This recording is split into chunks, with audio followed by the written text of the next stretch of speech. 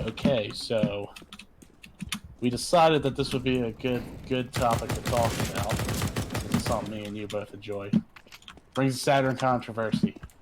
Rings of Saturn put out a track yesterday. Pretty dope. Yeah, they're like technical death band, tech death band. You know, put two songs next to each other. If you're not a fan, you can tell the difference. But to those who can't tell the difference, you know, fun stuff.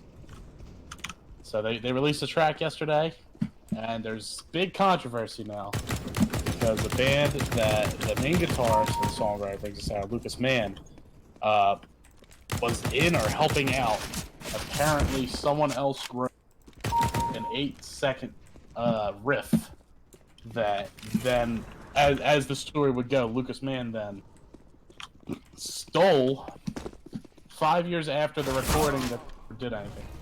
Stole, put in a different tone, different tempo, with different notes in between, and they're trying to. I don't know if they're trying to press legal action, but they're definitely using this to like hurt the integrity of the art. Sounds like clout chasing. Because you know what? Yeah, what's gonna make you more relevant in the tech death scene than Rings of Saturn stealing a fucking riff from you? Nothing. Absolutely nothing. Nothing is gonna make you more relevant. It's gonna get you attention. It's gonna get you views. It's gonna get you plays.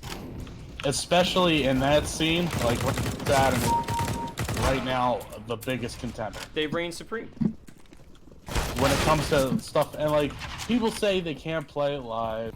Some people say they can. I've seen videos of the drummer playing his shit, so... I'm talking about guitars. I'm talking about guitars, guys. Yeah, that's the main thing with Rings even the of Saturn. drums are technical as fuck. Oh yeah, no, I get it, but you know the main draw of Rings of Saturn are the atonal guitars. Yeah. I mean, that's the main draw of the band. What I think's funny, and I actually posted it, dude, the guy who is, you know, threatening or trying to take it from Lucas Mann or whatever the hell's actually happening, because I don't want to paint him as the bad guy either, because this could all be true. I don't know. But what it comes down to is who wrote the riff. If he wrote the riff and they didn't do anything with it in 5 years, I think he's well within his bounds to be like, all right, man, if you ain't doing shit with it, like, then I'll take it. I mean, bands do that all the time. People recycle riffs all the time. And especially in that scene, an atonal solo riff. How are you gonna tell me, like, you could put any two segments from any two Rings of Saturn songs, or Rings of Saturn, Infinite Annihilator, or some other tech-based whatever, or it doesn't even have to be a tech-based band. You could put like some Dude, there's parts within the ruins where you wouldn't be able to tell the difference between them and another tech. But I mean, you could put any two really random songs together and like show it to a court of law, and they won't be able to tell you the difference. Not at all. You know what I'm saying? The thing is, it was never posted. You know, the recording's never posted. They never went anywhere with. I don't even know if the band. Oh wow, just all three of them went down there. Yep, I should be recording gameplay, not you, bitch. But I told you to do it. Yeah, I'll do it one of these days, or I won't. Oh, what was I saying? But it just seems like grasping at straws. I mean, there's 100%. Like I said, there's man, there's so many like ways he changed it where it's like it does make it a different riff, doesn't it? Yeah. Like if he's adding different notes. Can you still hear me? Yes, I can. Okay. If he's adding different notes, playing in a different key with a different tempo, with different signature notes in it, but it has like a bass overarching, I guess what, musical theme to it, the stanza theme to it or whatever. That makes it a different. I feel like that makes it almost a different riff. Man, at that point, it's, you know, I played that note in the same tuning in one of our songs. That's mine. Like, you can't. You can say a transition is something that you. Oh no, I did that sweep first. Man, it's a fucking sweep.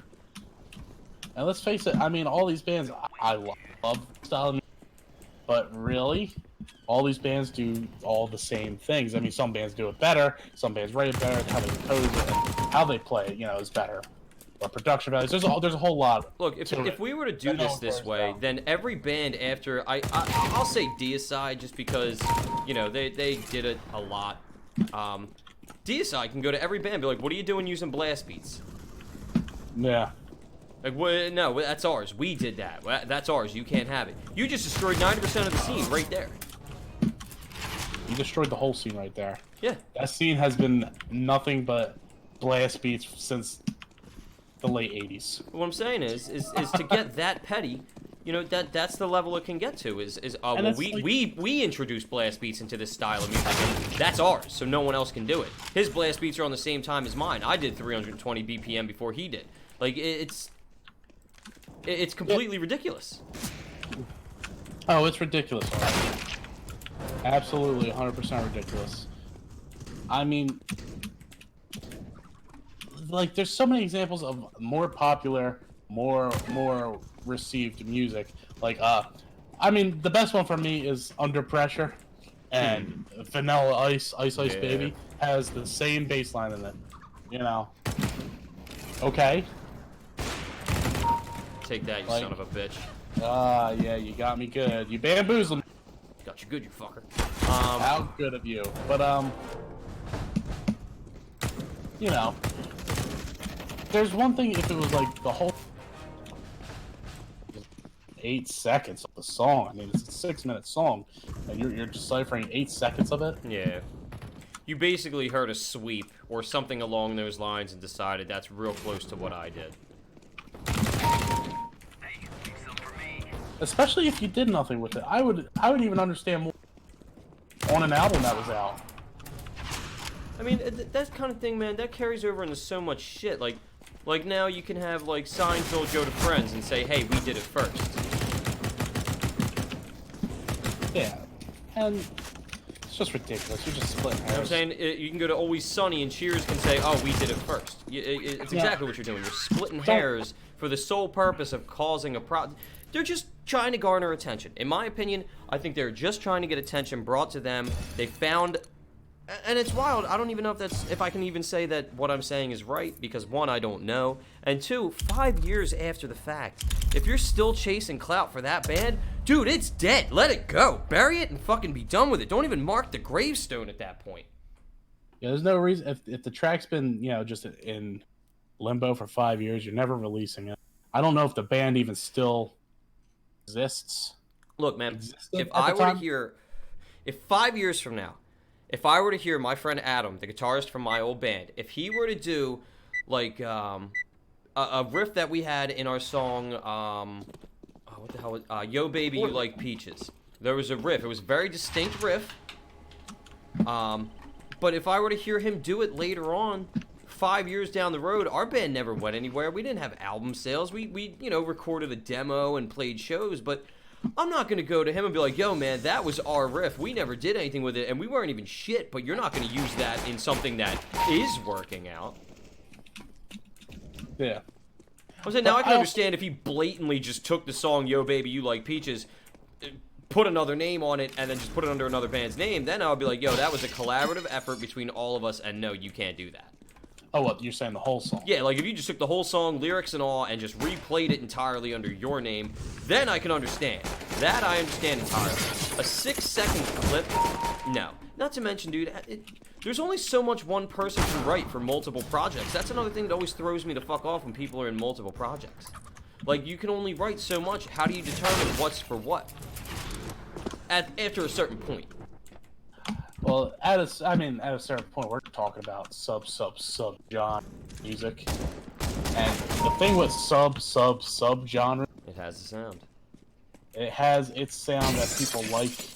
You know what I'm saying? And that's it. It's a lot of similar sounds, done differently, but a lot of similar sounds with similar ideas behind it, because that's what that genre is.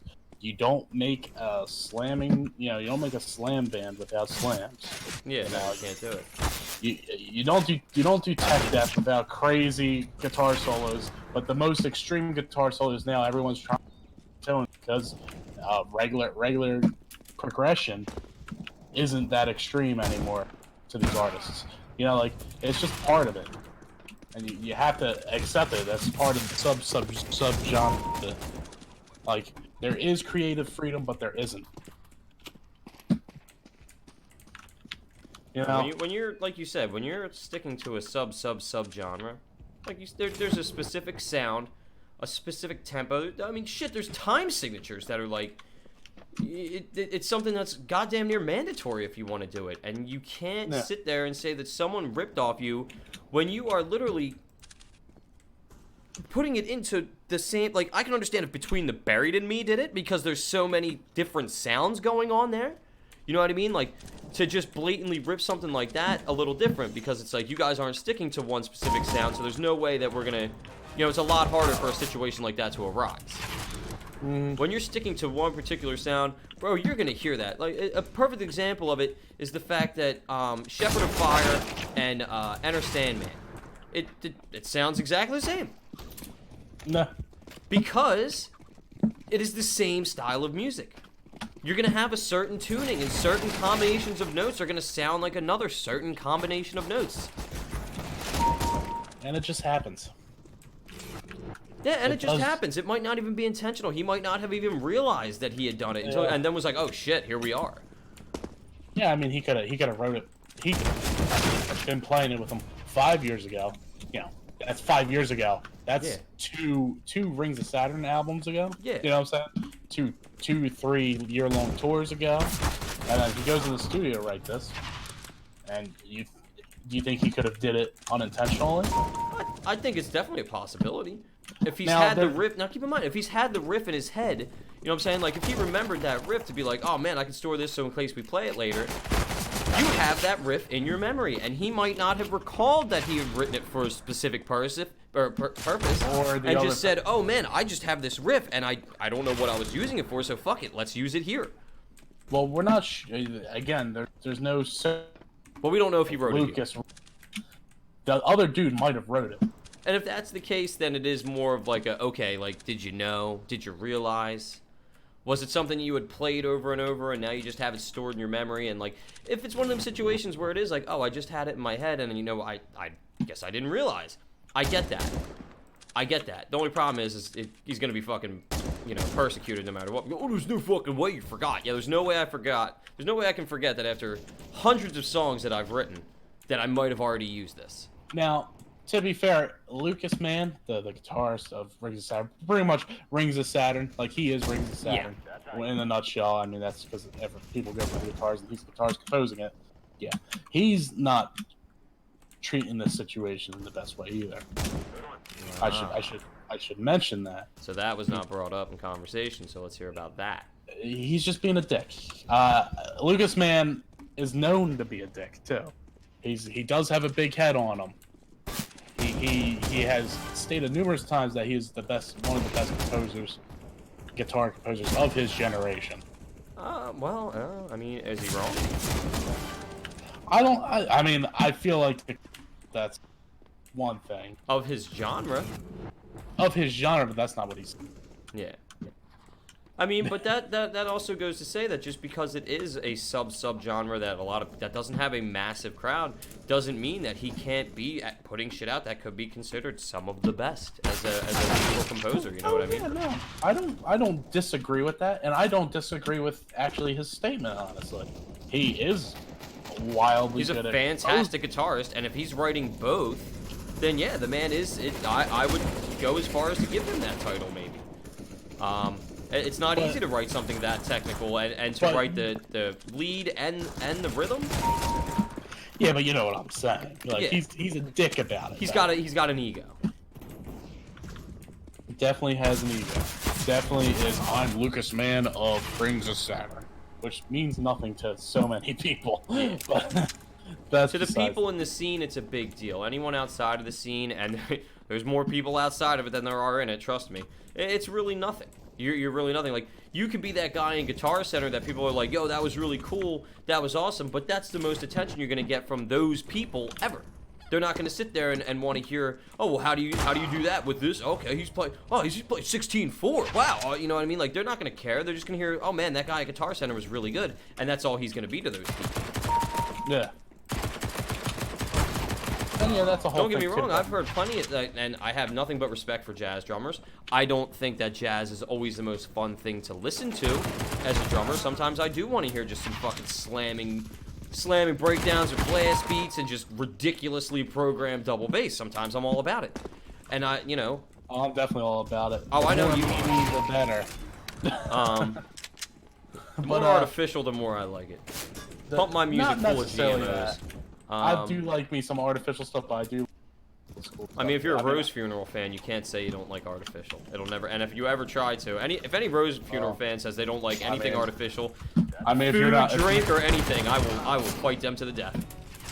I mean, I'm a fatuous Trump fan, so that tells you everything you need to know. Shit's yeah, shit's like, can you believe we have no drummers? Yes, I can. Yes, I can. I believe you have Fruity Loops and someone with a lot of time to spare. Yeah, 600 beats per minute, they said, so we put it to 650. 600? Ours is 601. But anyway, I'm getting off There track. is a moral- I there's have a gone in, moral and as you know, I'm an avid. I played drums for a very long time. I love drums. I love watching people play drums of all styles. But there are styles. But you know, there are. You know, I've seen drummers in places that I've been like, wow, that was really cool. But everything after that, I've really had no interest in. It was the spectacle of it for a short period of time, and then I moved on. And that really is what Rings of Saturn is. When you really listen to their music, it's a spectacle. It really is. When you really listen to what they're doing and how much they have going on and what the drummer's doing, and it really is. Yeah, well, a lot of people don't give that drummer enough. What the fuck? Well, a lot of people don't give that drummer enough credit because Lucas Mann exists. Yeah, that's true. And people do just identify with guitarists more. Oh, 100%. It's, you know, that's the rock star thing. You're the guitarist. You're a fucking rock star. You know what I mean? Yeah. You know, the drummer doesn't get laid the most in the band. Trust me, I know. Gets laid more than the bassist. That's for sure.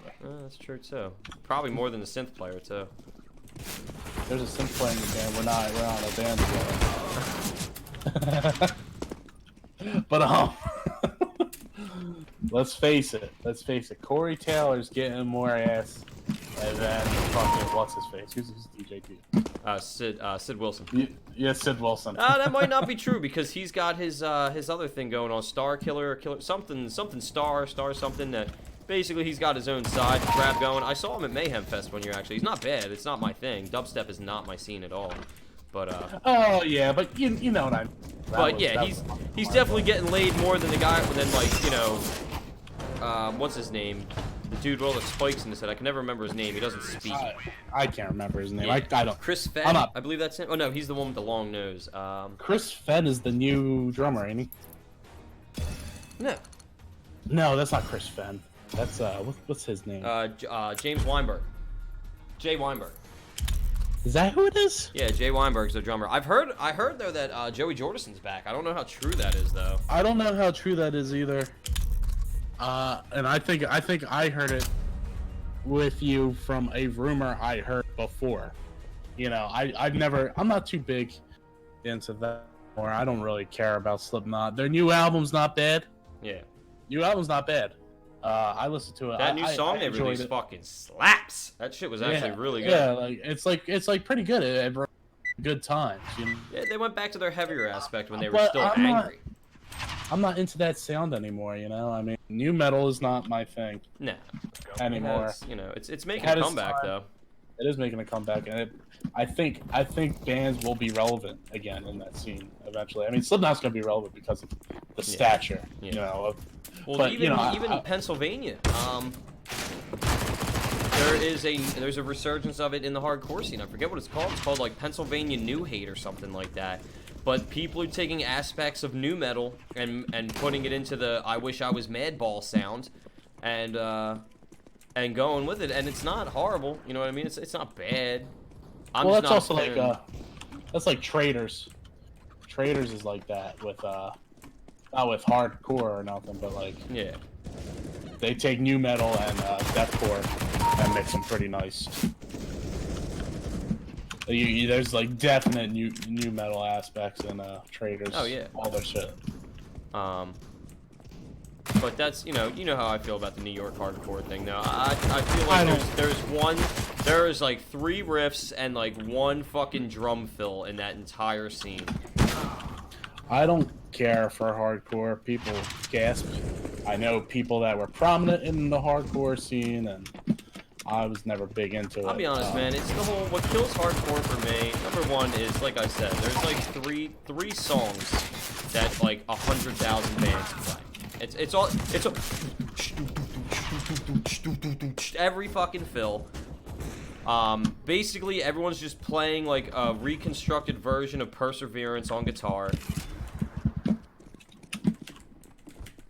And I'm gonna get a lot of flack for this. Don't worry, no one's watching it.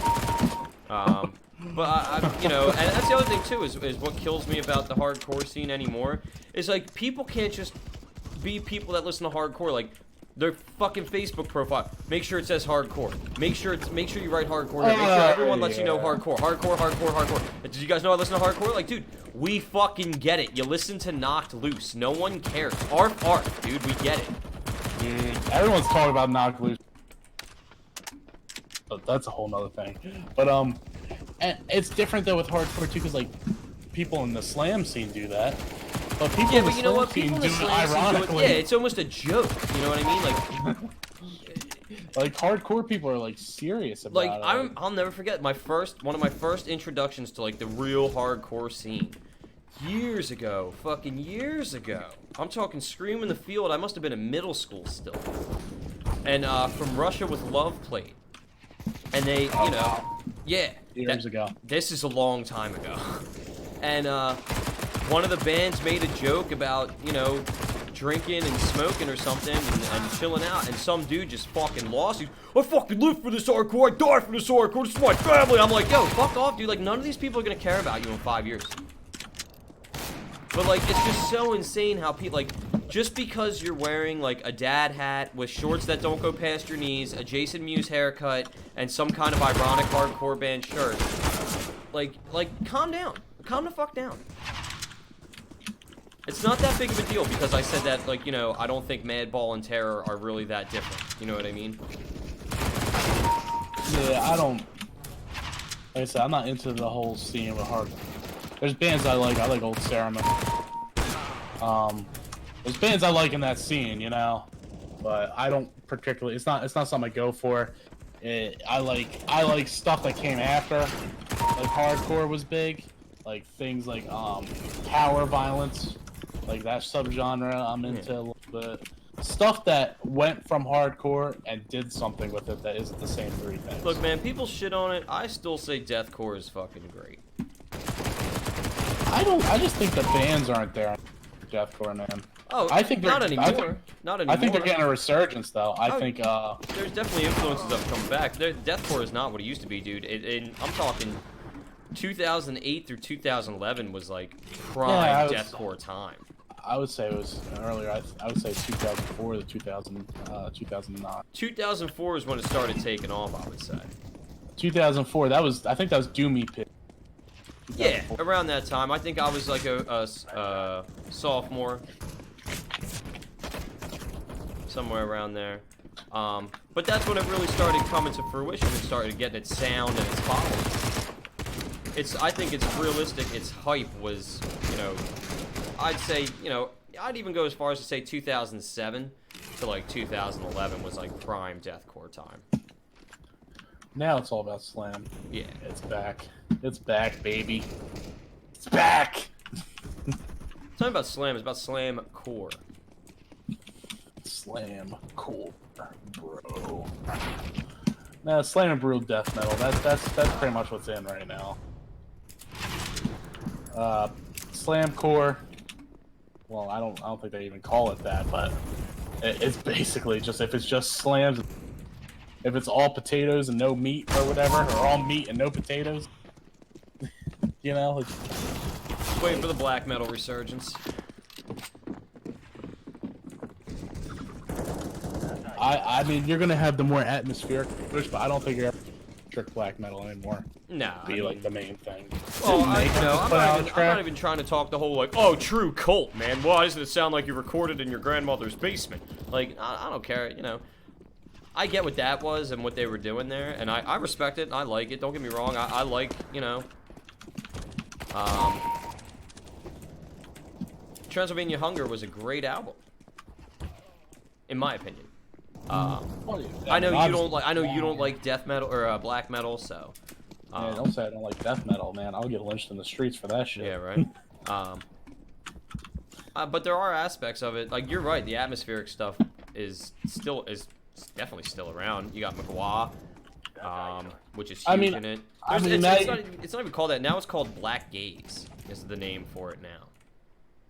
Yeah, well, that's what was that suicidally depressed black metal? Depressive suicidal black metal. Nah, that's not Black Gaze. That's the depressive suicidal black metal is literally like 3 fucking bands. You got like Shining, Thy Light, Woods of Desolation, and yeah, but that's big. Right? That's more than 3 bands that do that. That's but those are the big ones. There's not there's not a lot of depressive suicidal black metal. I mean, it's out there. What else do you have? Shining, Thy Light, Woods of Desolation. Who the fuck else? I just know you got a bunch of them. I've heard of you. I'm not big into that subgenre. See, I like the gloomy sound of it, which is I guess why I like doom metal too. But I just like that down like. See, the reason like Woods of Desolation, like they are considered, I guess, atmospheric black metal. I would consider them more. But I like the fact that like it's black metal influenced, you know, with the high shrieks and all that. Oh man, the guy in front of you was trash. But then they threw in like the orchestral shit, which I think puts a whole new ball game. Like it changes it entirely. You know, you still have the below par Oh my god, I fell off the building. The below par instrumental playing, you know what I mean? Like, you will never come across, like, a real black metal band that's like, yo, dude, that sounded really good. Like, that was a solid, like, you wrote gold there, you know what I mean? Like, it's you know. Well, you know, all these things we're talking. Let's face it, the majority of listeners, if not every single person that's going to end up listening to this, is not going to be a fan of this music style. No, not at all. And well, I mean, maybe we can turn one into one, though, you know what I mean? Like, if someone, like, realistically, and I will tell anyone, because it's my favorite song of the genre, The Inevitable End by Woods of Desolation. Everyone should give that song at least one playthrough, one's full playthrough, and decide if you like it or not. I really think everyone should give it a try. I'm not going to tell you to go download every Mayhem song ever written, because Under a Freezing Moon is really their only good one, realistically. And anyone who tries to tell me otherwise is doing it just so they can look like, oh man, I like Mayhem. And yeah, most of them probably didn't even know who they were before Lords of Chaos. So. Oh yeah. I guess if I had to turn someone on to Slam, I would say, listen to Cognitive Sedation Butchery by Devourment, or just listen to the whole album, Molest Being Decapitated. I'll be honest with you, I might bring this up as a topic in the podcast on Monday, like what song you would sell to try to get someone to like your music. Devourment right now is just on fire. Their newest albums. They're definitely. I listened to a couple more of their songs on that when I had some time. They're definitely they still got it and then some. Yeah, like they definitely put out, and the year's not over yet, but they definitely put out the album of the year in that subgenre of music. I mean, they came back really swinging and. They brought the heat. Hard. They brought what they knew how to do. That's really it. They knew what worked for them, and they're like, "Yo, fucking make it better."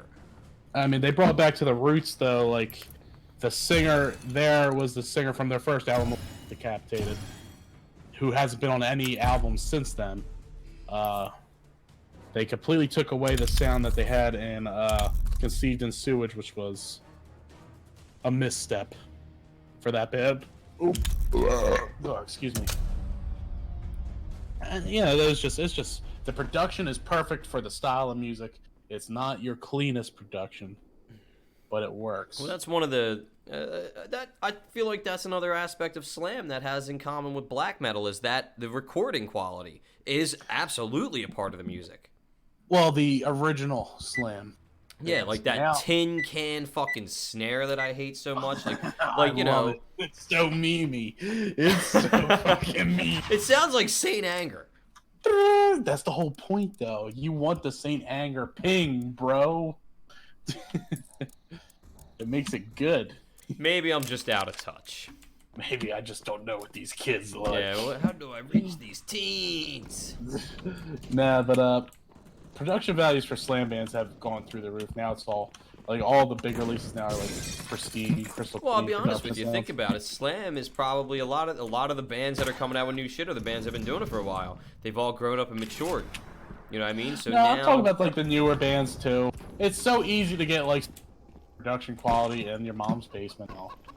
Like these 17-year-olds that are putting up internet meme bands have like pristine production quality because it's just easy to get now. Yeah. And just plug your guitar into the computer, program your drums, and they still sound like drums even though you can tell no one's playing them. Like it's a different time now, you know. Oh, absolutely. You're 100% right about that. But You- I think you have that does those- come. I think that does come along with it, though, is the maturity, and over time, you know what I mean? Like over time, people were probably saying like, "Yo, this is awesome. I really like it. I just wish the quality was better." And that's where we are now. Yeah, it's almost like a decision to give it a rougher production. Like I feel like the Devourment, they could have had pristine, crystal clear production, you know, and not muddy it at all. But I feel like they left the grind there. Yeah, it's A part little of bit it's on part purpose. of the sound, whether people like it or not. Oh my god! I just came around to the whole thing. It's part of the sound, 100%. You got me You know. kidding, man. It's all, these bands have their quirks, you know, like, you know, I mean, these genres all have their quirks and stuff. There's boxes that get ticked off. I think we already sort of talked about that with the Rings of Saturn thing. But I'm sorry, what'd you say? I said these bands, these genres, subgenres, and subgenres, and subgenres have their own little quirks and boxes that get checked off. Yeah, it's just all part of it. Yeah. We went over this with the Rings of Saturn thing, but that's all part of it. But yeah, that's if I was gonna sell something, band slam album. I mean, there's other ones too. I would go OG with it, and you know, maybe a little biased here, but you know, I would suggest Blood Splattered Satisfaction. I mean, yes, I know the band. And I get it, you know, I hang out with one guy, and, you know, obviously I'm impartial, but I mean, they were part of that MySpace. Well, it's also there were whether people want to admit it or not, Waking a Cadaver is a massive influence in that scene. I'm sorry, you just cut out completely. I didn't hear you at all. Oh, sorry. Whether people want to argue it or not, it goes without saying, Waking the Cadaver is a massive influence on that scene. They're considered fucking OGs. Hell yeah, they are, brother. You know what I mean? Like they're a huge influence on that. Those are guys that, you know, when you were in high school, they were the dudes that like, yo, listen to this, and you're like, yo, what the fuck am I listening to right now? Like what are the like, dude? Let's face facts. Chased Through the Woods by a Rapist. Those blast beats do not sound good. Yes, they do, boy. Don't you dare talk shit on Chase Through Now the that being said, you know I like Waking the Cadaver. I've seen them with Yeah. you live. You know what I mean? Like, you know, they're a massive influence on that, and that wasn't a thing with them too. Poor quality. They weren't necessarily. Look, man, the drummer wasn't good at his craft back then. Let's face it and call it what it is. Call a spade a spade. You know what I mean? Like, now that being said, that shit still worked. You know, you hear it now. It's a totally different song now that they've perfected everything. Oh yeah, well they definitely sound better live than doing most of the recordings of them. 100%. But you know, there's definitely a lot of stuff like that. Like just like, you know, with every musical genre comes with some kind of stupid stipulation like that. Bands like Black Veil Brides, you gotta look like a fucking RuPaul Drag Race member. You know what I mean? Like it's just the way it is. It just comes with the territory. With glam rock, you're gonna wear more makeup than your girlfriend. It is what it is. Yeah. Don't forget the hair. And the hair, you're gonna have stock and Aquanet. don't even know. Is Aquanet even still real? Is that even still a thing? I think it's showing just my a age? memory. Yeah, I think it's just a memory now. Like Texaco? Yeah.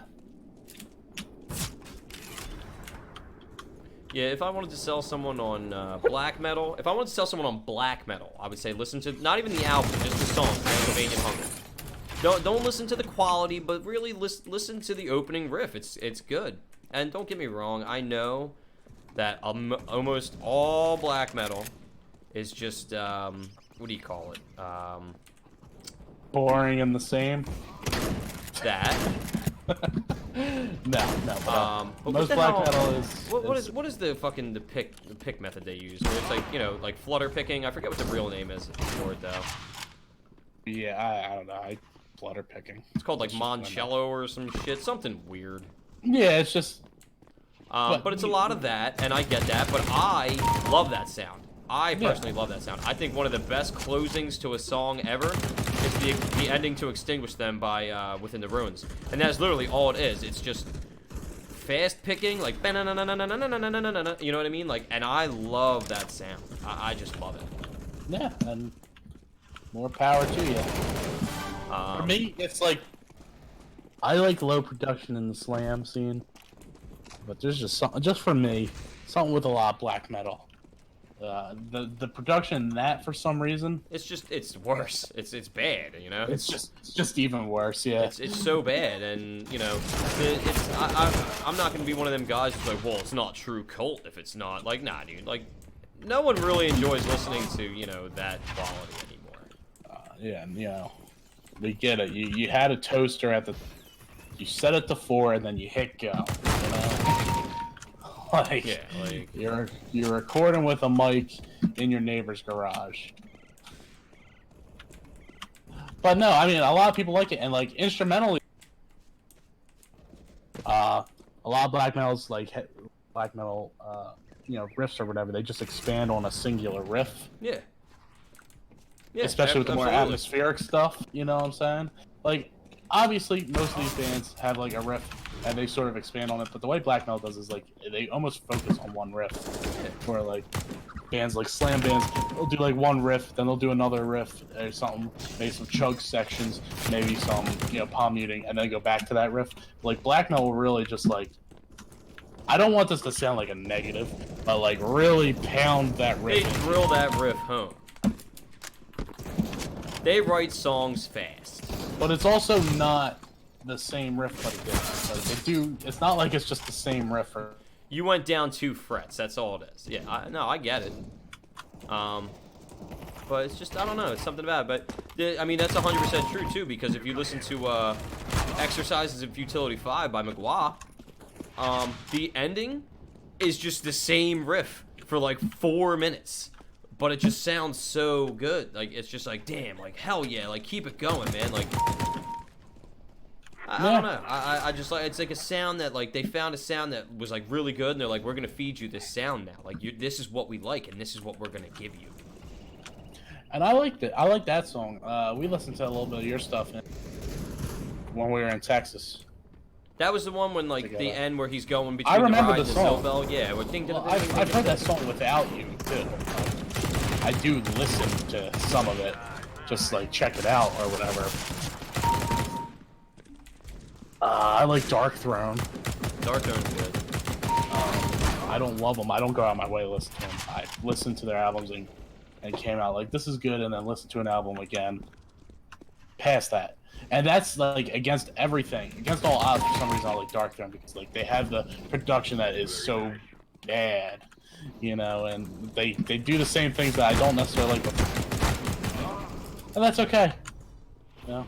I have to live with the fact that I do like one black metal band. I gotta live with that. Well, like I said, like, you know, it's not a bad thing. Yeah. No, it's not. It's not a bad thing. There, like I said, like it goes back to what I was saying, and it sucks because anytime anyone talks about black metal, there's 2 things they bring up: Mayhem and Transylvanian Hunger. But it's a, you know, it's a quintessential album. You know, it is what it is. Yeah. And that's the funny thing too, is they weren't a black metal band and weren't into black metal until they got mixed in with Mayhem. until what's his name, Fenris, however you say his fucking Norwegian ass name. He didn't become a black metal guy until he got mixed in with the guys from Mayhem. Yeah. And he actually knew Pear, or I'm sorry, hold on, don't want to come off as the fucking, what's the one word that all black metal reviewers like to use? Pretentious. You know, he was actually friends with Dead, if I'm not mistaken. Yeah. From what I hear, what I've heard in the past, he was. Yeah. Now is a lot of people will say, oh, Euronymous was friends with him.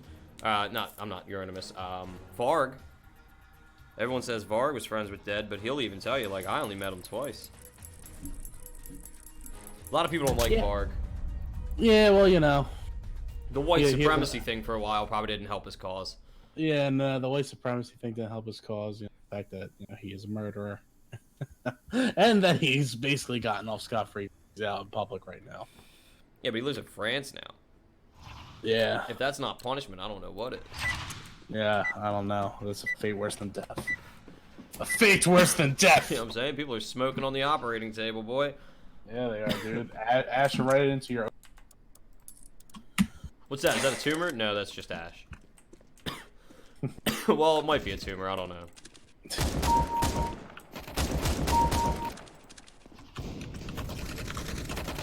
So, but I mean, that's the other thing too. Is I would really, I wish I could have been a fly on the wall. Since we're on the subject, I would have loved to have been a fly on the wall for the conversation in, oh my god, in Euronymous' house when that all went down. Oh, yeah. Euronymous, however you say it. I'm not sure how to pronounce it. I'm not Norwegian, nor do I care. I would have loved to have been a fly on the wall. Like, the real story. Like, you know, you say he was threatening to make a snuff movie out of you and all this, but you also knew he's all talk. So, where was your logic of, I think he's going to hurt me if you know he's just a kid going for the image? Yeah, you had no idea. That's the other thing too, is we don't know either. I'll say on the other end of that, I don't know that Euronymous was just a kid going for an image. He could have been a fucking piece of shit. He could have been a real fucked up dude behind closed doors. I don't know. I mean, the evidence points to that he really wasn't, but at the same time, we'll never really know, will we? Yeah, we'll never know the real story. And even if Varg is telling the real story, no one's gonna believe him. No one's gonna believe him because of the position he has in it. You know what I mean? It's everyone will take everything he says with a grain of salt because he didn't like Euronymous. But the thing about it is, I have actually seen videos because I watch Varg's vlogs. You know what I mean? Like I still follow what he does. He still makes music here and there and shit. I follow him just because he's a big guy in a scene that I like. He has actually defended Euronymous in certain videos. Like, he's even said, I don't like him, but I'm not going to let people spread lies either. You know what I mean? Like, almost passive-aggressive not defending him, but basically saying, like, you know, I'm going to do right by it because, this is right. So, it almost puts it like a, if he's going to defend him in certain situations, is he really, can we almost believe what he said might be true? You know what I mean? God damn, just wrecked those people. Yeah, you fucked me up in the course of that. Yeah, you're in the middle of like a teammate sandwich where I consumed all of them. And then I die like a little bitch! Was that you I just took out? Yep. But, the whole story behind that and everything that was going on alongside of Mayhem that no one brings up is also just a really good story. Oh, well, it's crazy. I mean, there's a reason why they made a movie. Yeah. Definitely an interesting. They're not the only black metal band to be doing that. No, and that's the thing. That's what makes it so crazy. Is I wish they would highlight other stuff in that because everything about that scene revolves around Mayhem and what happened with Dead, and people tend to forget that. I'm pretty sure Mayhem still tours. They just released the song yesterday or 2 days ago. Yeah, like there's still a thing. Like it continued after Dead. It went. Dead got them to where they were, and probably escalated them to where they are. Dead was instrumental in the image of that scene. 100%. For everyone involved. Everyone. And Dead wasn't even around that long. but Yeah, Dead was he instrumental influenced to that. everybody in that scene because he really did have the black metal mindset. He I mean, really yeah. did. I'm not an authority on the scene itself, but Dead really, from what I know and understand, and I at least know a little bit about like these extreme music genres. Dead was instrumental in that scene. I wasn't there in the scene, obviously. I wasn't in fucking Norway. You know. That's the thing is, Dead wasn't even from Norway. I forget where he was from. Yeah, I know he wasn't from Norway, but I'm saying I wasn't in the scene when it was something to big. So I can't say that he was instrumentally the only person involved, but he was a big deal. Oh, he was a huge deal. He's the one that came up with the idea of throwing a pig's head into the crowd, cutting yourself on stage, and all the shock shit that comes with that scene. All started with Dead. He is the one that projected all that out, and people ate it up.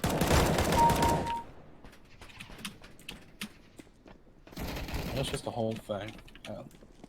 And then, like, you got bands that took that to an extreme, like, Shining. Black metal band. Where the singer will just fucking rip himself apart on stage. Just cut the shit out of himself. I'm trying to think of the other band. I can't think of the band. I'm gonna have to look it up because it's gonna bother me.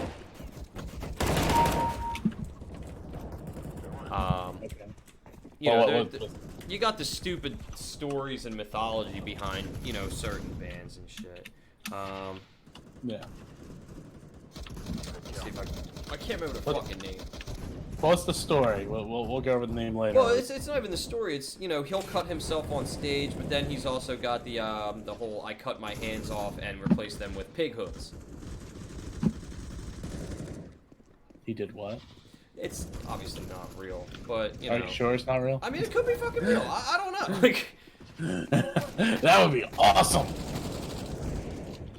That would be amazing. No, but exactly, you know, these bands all have their shticks, and the black metal community especially, they have a very, it's not a simple shtick to pull off, but it's simple in theory, and that's just the shock value behind it.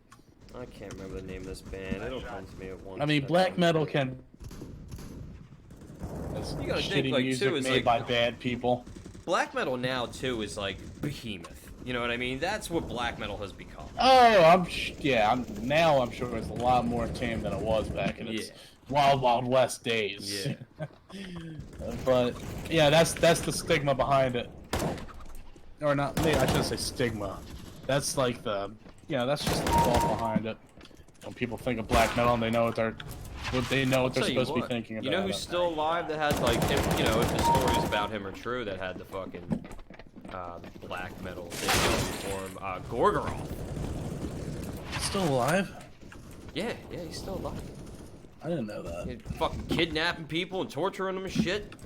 Yeah, I didn't know that. Every interview, you just say Satan at random. Like, yo, how's the weather today? Satan has caused good weather. Satan. I actually saw an interview where he smiled. Recently. Yeah. It's a recent interview where the guy got him to smile. I forget what the question he asked him was, but he was like, wow, that's a good question. And he got him to smile. I was really surprised by that. I couldn't believe it.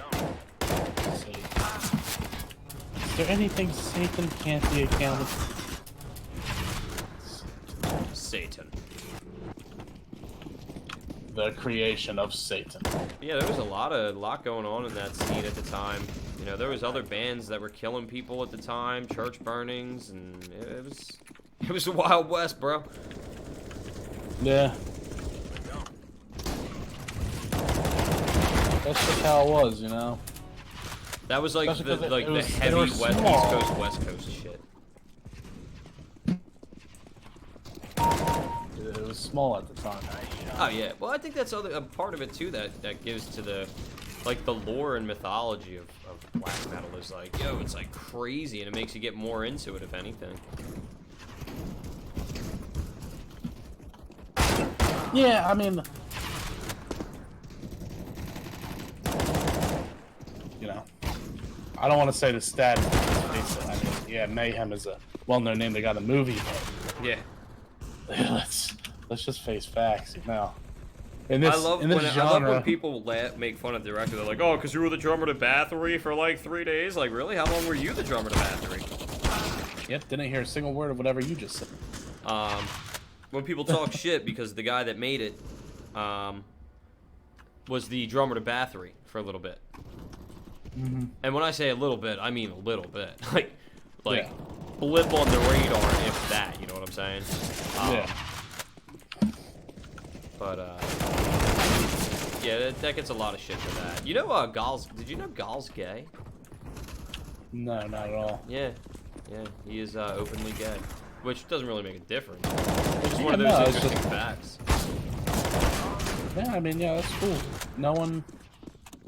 And people just fucking, they're just like, yup, we get it, man. Gal likes dudes. It's cool.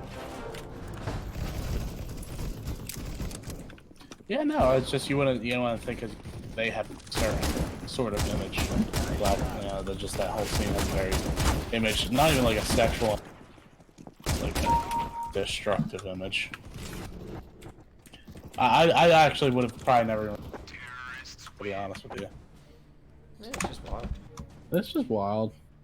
That scene's wild, man. That scene was wild. It was a wild time, yeah. Which, you know, it's cool. Yeah, actually, if you do want to hear one, there is... Never mind, I'm not even going to break it, because it's just like, it's one of them bands that just... There's one good re-recording of a Burzum song, alright? Alright? So just leave me alone. It's out there somewhere. Now there is one,